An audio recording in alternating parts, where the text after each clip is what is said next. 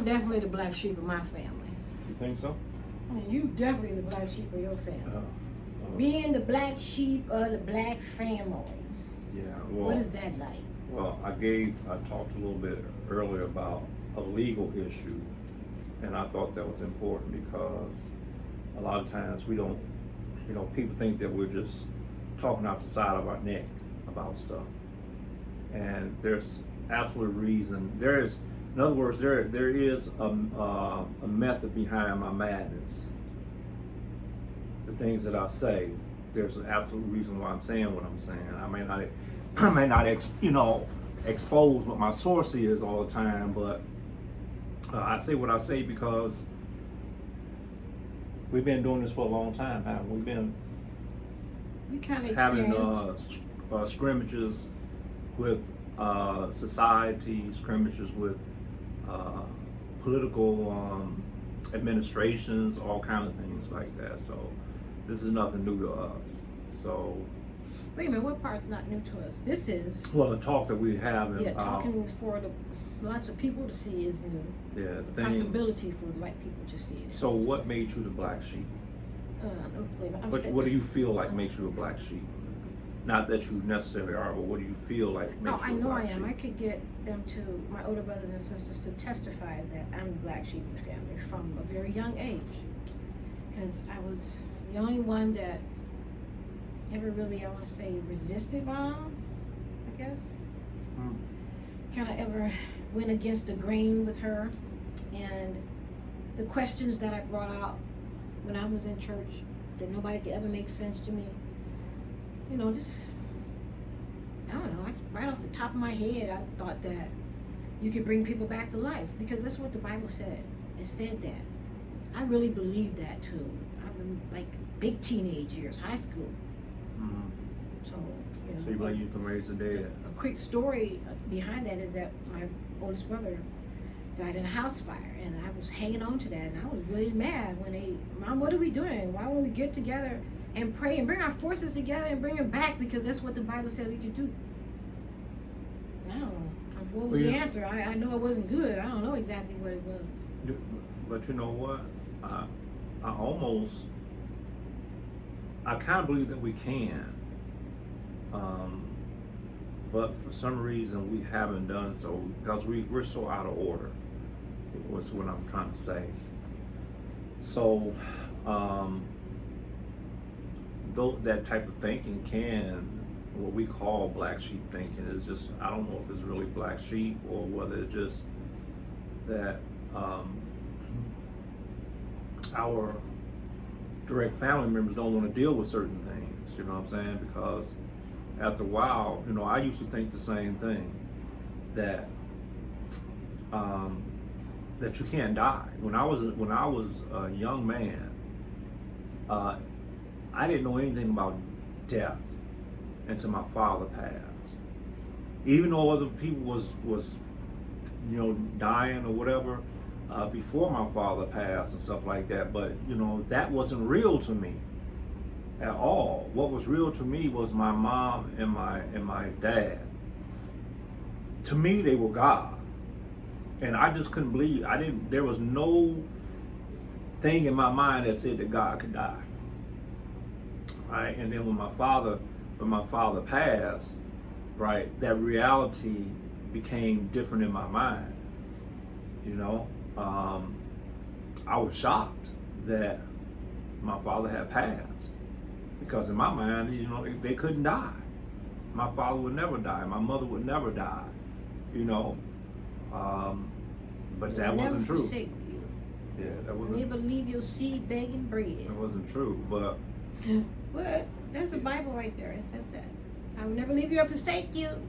Yeah, but okay, so can we actually do that? I think that we can. I have a relative out there. I won't mention the name, that talked about how they worked in the morgue. Now, this is two relatives, not just one. Two relatives that that are close in the family that worked into those morgues and stuff like that, and the things they said they saw. Okay, we don't. The don't do it. Don't do what? I'm talking about the scripture. The scripture talks about just that part. That part. how that really, you're not supposed to touch a dead body or something like that. And yeah, you're not supposed to touch. You're not supposed to touch a dead body for 3 days. You know why? Because they say that life is still in that body. And so that the real pattern, it happens days later. That person can still feel what you're doing to them. They can still hear what you're doing to them. You see what I'm saying? Like when my stepdad passed away, Sam, when I went into the room, my mom called me and said he had passed. So when I went over there, I was looking at the body, right? And I could swear I could still see him breathing. I could see the sweat coming off of him. Of course, your body is supposed to be cold, but he was still had a little sweat coming off of him. He was still, what they call perspiration was still coming off of him. And slightly, you can still see that they're still breathing somewhat. So I think it is a very good possibility that we could actually raise. It's a sharp end. Yeah, I know. Now, that we could actually raise. You supposed to been taking me to the Renaissance. We're gonna change the subject. The Renaissance. Now here we is on our 39th year anniversary. I'm sitting at home eating a peach on a knife and talking to our subscribers and viewers. We're not bored though. Y'all bored? You gotta watch that night. That's that If I gay cut my blade. lip, They cut you real good. yeah, I hope they can't hear you. I'm not even going there. Psych. Now, Don't do it, don't you try it. you don't remember that terminology back in the day? Yeah. Anyways. I ain't got off track now. Look No, at you was talking about the black sheep. You was talking about black sheep. Can you get it? No, I'm good. That was good though. I don't need all your peach. But we're talking about the black sheep. Wait, I gotta ask you something though. Go ahead. You want me to serve your plate? Sure. One of your viewers said, I ain't got to serve your plate. I ain't your slave. This ain't slavery. That's what one of your viewers said. Maybe only a single woman would say something like that. And that's not all. It's the ones that are unlearned. What's wrong with fixing him a plate? If I feel like it, most of the time I will. Sometimes he might get that mug himself, It has, if we are helpmeets one unto another, that means that you serve me and I serve you. We are. That's what helpmeet means. I may not be serving you a plate. I might be doing something else for you. That's true. But it's service, nevertheless. Two companies who merge together, they got to do something in order for that merger to work. You know what I'm saying? One either has a better presentation than the other one has, something like that. It's going to have to be some give and take in order to make that merger work. And so for us to think that serving somebody a plate is slavery, that is not.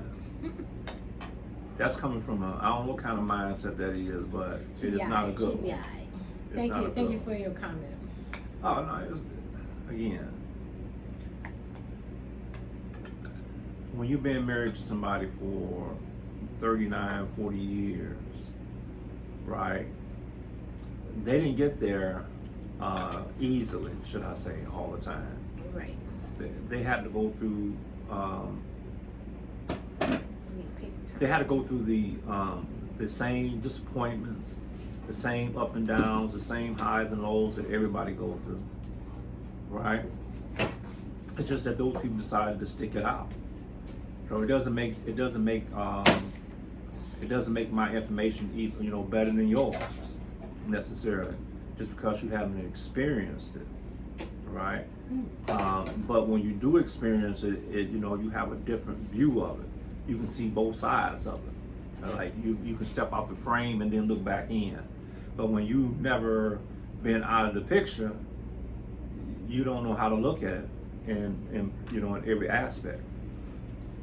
So a single woman giving a married woman advice as being married for 39 years, and then you say that what she's doing is slavery, is like, that don't make sense to her. I think we assume she's single. Well, she's not like spring chicken. No, I say again, I'm trying to say, I'm not trying to make an assumption that they are, but likely it's just by the words that they say in the very beginning. You can tell whether they are a single woman or they're a woman that that has some experience with being with a man for a long period of time. It's the same thing as if a woman can tell about the way I talk. The first thing they'll recognize, oh, he married. So other women that I used to work with, or just in meeting people, they would think that they say things like, are all your sisters like you? Like, are all this? I'm talking about other races of women, not our women. Other races of women think that I'm that actual angry black woman. They say that. They don't say that, but they say that. So I don't know. I lost my train of thought mostly. What were we gonna talk about? Black women and the train of thought. I forgot why I went that way though. I had to come back to it. They was asking if are their sisters, your sisters like you are. Oh yeah, all women are different. In general. Yes. In general, I mean, we should have some pretty close objections. What is the word? Objectives. Some of the same objectives as a woman, but then again, it's a different day and time now. Yeah.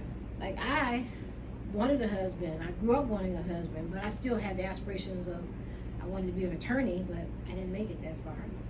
But, my issue with women that claim that they don't necessarily need a man, and that's true. A man don't necessarily need a woman, but as you live life, you can't live without them. You can't live with them. You can't live without them. That's just a fact. But my thing is the women that feel like I don't need no man, and when you say you don't need no man, I expect for you to do exactly what you say. You don't need no man, which means that you don't need nothing to be scratched. Period. Ever. Because if you're talking like that right there, then what you're saying is that because you're going to fall, because we are chemical, electric, magnetic, and sexual beings. That's just the way of life. Now you can cut that off in your brain and think and make yourself believe that you can do these things, but you can't do those things until you actually do those things. And where's your track record to prove that you've done these things? Oh, you fasted for a couple of days, a couple of weeks, or something like that. You know what I'm saying? You went on a fast from a man. You know what I'm saying? You went on a fast. Lord, I ain't gonna shoot. That's not abstinence. Well, we're talking about things that make you a black sheep. Oh, okay. Yeah, you had to get me back on track. Yeah, this stuff make you talking about. Watching the time. I don't know. No, 13 minutes. Get your spectacle glasses. Yeah. So this is the type of stuff that makes you a black sheep, right? Because you're talking about a real issue here. You know what I'm saying? I know that the world wants the drama, and this ain't enough drama for them because we're talking about something. We're talking about correcting your ego, correcting your should I say the false statements that we make, and we try to live by those false statements and think that, and you want everybody else to believe that you're living by those false statements. Now, it's obvious that you are a woman, you are a man. If you're a woman, there's at some point in time in your life, you had a man, or you want a man, or you're gonna need a man. And vice versa. At some point in your time, man, you're gonna need a woman. Even though you say you don't want a woman, you came from one. No. Right? And so most likely you want to go back to where you came from. Okay? So that's the way that it is. Shout out to Asir, Duke of Tears. Young people should listen to him. He got some vast knowledge. Mhm. And then on another scale of knowledge, listen to Corey Holcomb. He brings it in more of a his way. Corey got a different way of bringing it, but he brings some knowledge. He brings some knowledge. It's a whole different side. Like a series more book knowledge, factual based. Corey is kind of like street based, I guess. Right? Like I said, I don't really know that much about that brother. We don't know him. No, we never met him. But I you mean, watch him. occasionally, like I said, We actually met Nasir. We know we Yeah. never see him. Occasionally I listen to the brother Corey, and as I said before, I mean we've talked about this before. His method is his method, and it works for him. And I have to agree with a lot of things because I haven't really heard anything to me myself that's disagreeable. Like it would really matter anyway. You know what I'm saying? Right. Yeah. You gonna stop that- saying it. That don't even matter because he don't know who I am, and I really don't know who he is. I just know that what I see, but that don't mean I know the brother, and he damn sure don't know me. So what I think about him he don't even care. So that's why I don't follow him behind other men. I live by my experience, and I talk about my own self experiences and stuff like that.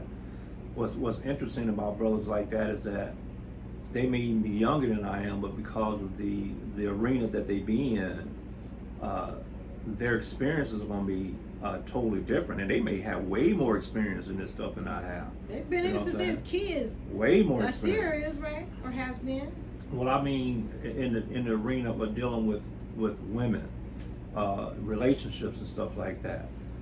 What do you mean? No, you're okay. Never mind. Yeah, Let's- because I let's mean, move you got to think about it. Look at his fan base. I'm talking about like Corey. Look at his fan base. Okay, so my experiences ain't gonna be nothing compared to what his experiences is. You know what I'm saying? He's on a totally different level. I'm just a man that's been married to one woman. You know what I'm saying? That's only been pretty much with one woman all my life. Oh. Save two. Oh. What? Really? Save two, yeah. Suraj, let's not What? even talk about I'm this sorry. right now. Black sheep. All they got to do is you can contradict yourself. Go What? back and look at your videos. We're gonna change the subject. Contradict.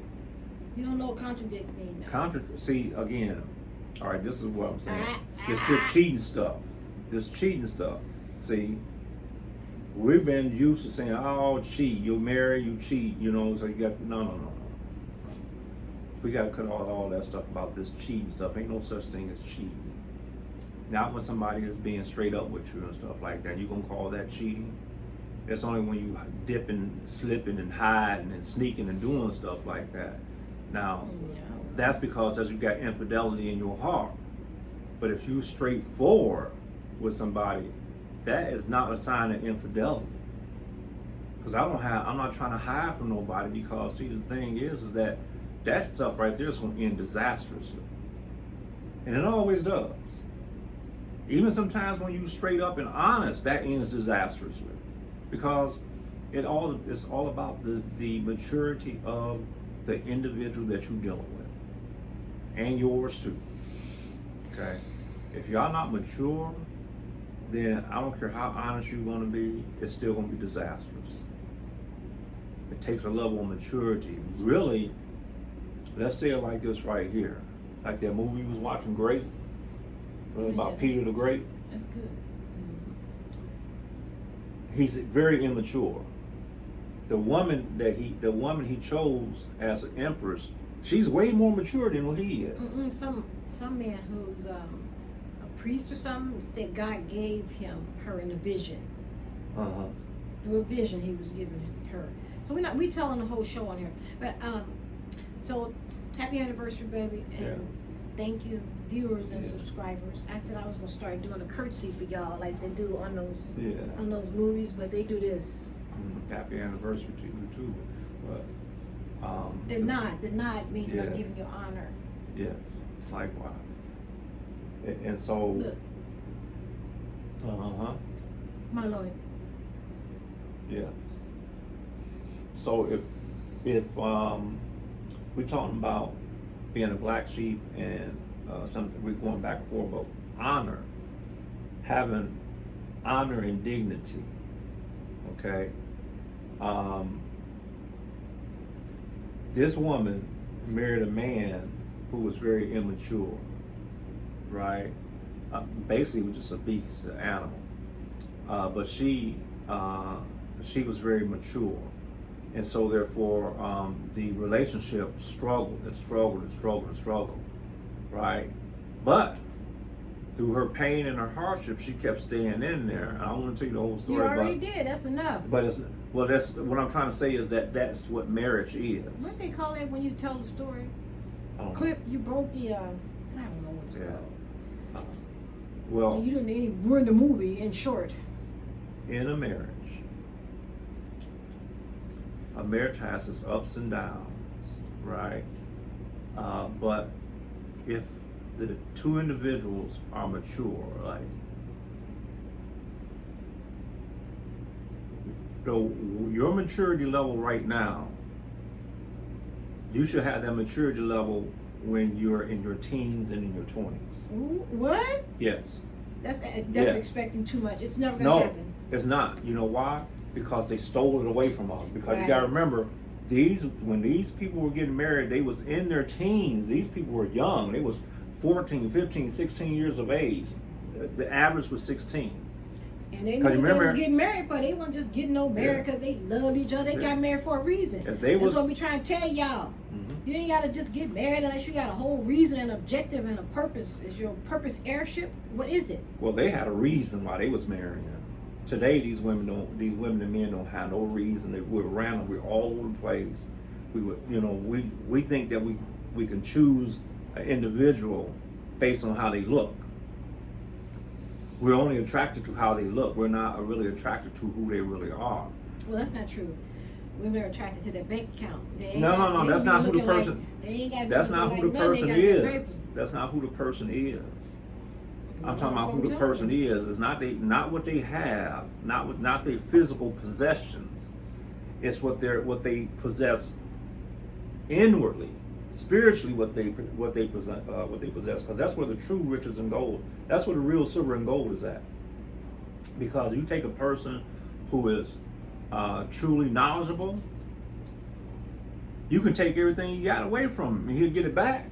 She'll get it back. Silver and gold have I not. But such as I have. See y'all. Yeah, such as I have given to you. But I'm trying to make a point here. I'm trying to make a point. Keep starting all over again.